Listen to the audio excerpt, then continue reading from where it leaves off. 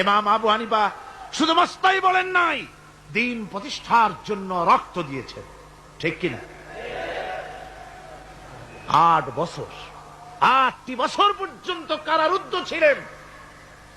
তাকে জিজ্ঞেস করা হয়েছে, ইমাম সাহেব জেলের মধ্যে তো আছেন, কষ্ট হয়? ইমাম সাহেব বলেছেন, না কষ্ট হয় না, তবে মাঝে মাঝে একটু কষ্ট হয় মনে। 2-4 মাস পর পর আমার বুড়ি মাকে এনে হাজির করা হয় জেলখানার মধ্যে, আর আমার মায়ের সামনে আমাকে পেটানো হয়, যেন মা আমাকে বলে যে এদের সাথে একমত হয়ে যা, সেই জন্য পেটানো হয়। তা আমার মা আমার মায়ের দেখে, আর মায়ের চোখ থেকে পানি পড়তে থাকে, তখন আমার মনে বড় কষ্ট লাগে। তবে আলহামদুলিল্লাহ মা আমার এমন, আমার মার দেখেন আর হজম করেন, আর আমাকে বলেন খবরদার এক চুলো সিদ্ধান্ত থেকে নড়বা না।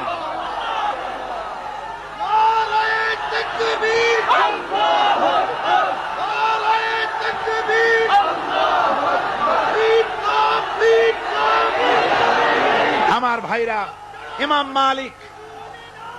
মালিক 28 দিন পর্যন্ত তাকে বাতিলরা বেঁধে রেখেছে, হাত পিঠ মোড়া দিয়ে 28 দিন বাঁধা। এই হাত বাহু থেকে ডিসকানেক্ট হয়ে গিয়েছেন, এই বাহুর জোড়া থেকে ডিসকানেক্ট হয়ে গিয়েছিল হাত, 28 দিন পর্যন্ত বাঁধা ছিল।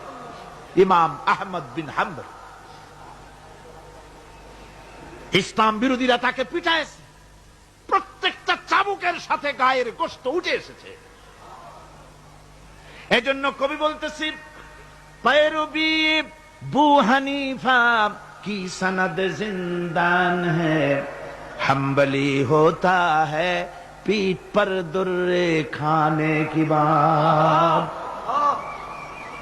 হানাফি হতে চাও, জেল জরিমানার জন্য প্রস্তুতি নাও। শুধু সবরি কলা খাইয়া বেহেশতে যাওয়া যাবে না, এত সহজ না। আঙ্গুর বেদানা, সবরি কলা আর দুধের স্বরের উপর ইসলাম আসে নাই, ইসলাম এসেছে তপ্ত ময়দানের উপরে।